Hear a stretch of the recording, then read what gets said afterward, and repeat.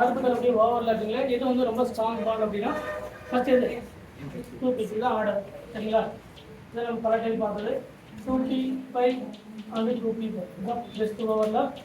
அதுக்கப்புறம் 2p5 3d5 next 2p5 4d5 last one 2p5 and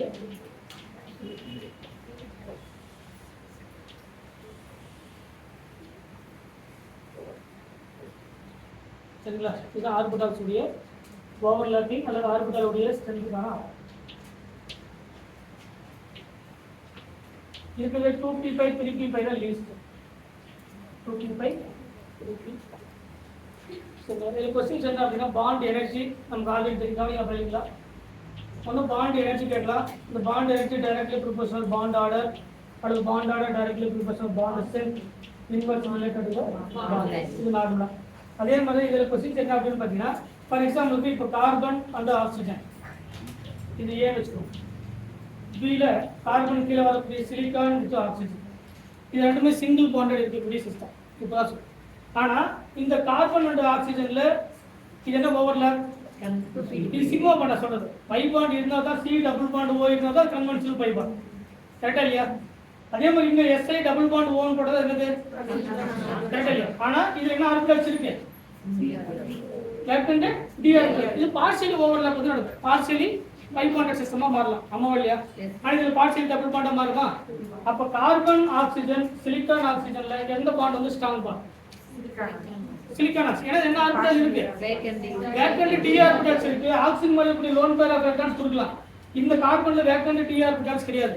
அப்ப single பாண்டடா பார்க்கும்போது யாருக்கு பாண்ட் எனர்ஜி அதிகம்.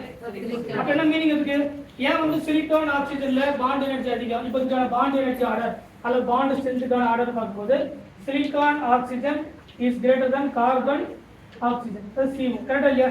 இது சிங்கிள் பாண்ட் இந்த சிங்கிள் பாண்ட் இதுதான் பாண்ட் எனர்ஜிக்கான ஆர்டர் கரெக்டா இல்லையா. இதுக்கான ரிலேஷன் வந்து என்னது அது பார்ஷியலி டோனர் அதாவது பேக் பாண்டிங் கரெக்டா இல்லையா. பேக் பாண்டிங் என்னது பார்ஷியலி பேக் பாண்டிங் இருக்கா இல்லையா. அந்த பேக் பாண்டிங் அதிகமாக என்னங்க பாண்ட் ஸ்ட்ரென்த் அதிகமாக கரெக்டா. அப்ப நார்மலா இதுக்கு எப்பலாம் பார்ஷியலி அதாவது வேக்கன்ட் பேக் பாண்டிங் இந்த பார்ஷியலி இருக்கக்கூடிய பேக் பாண்டிங் நேச்சர் எப்பலாம் அதிகமாகுதோ அப்பலாம் என்ன அதிகமாகும் பாண்ட் ஸ்ட்ரென்த் அதிகமாகும் கரெக்டா. இப்போ இங்க பாருங்க அடுத்து இன்னொரு क्वेश्चन பாருங்க C double bond O SI double bond O. இப்போ இதுல இது என்ன பாண்ட் இது கன்வென்ஷனல் பை பாண்ட். இது என்னது அதுதான் மாதிரி இருக்கக்கூடியது பார்ஷியலி பை பாண்ட் பார்ஷியலி. அதனால ஆன்சர் வந்து ரெண்டுக்கு மாத்தி எழுத கூடாது.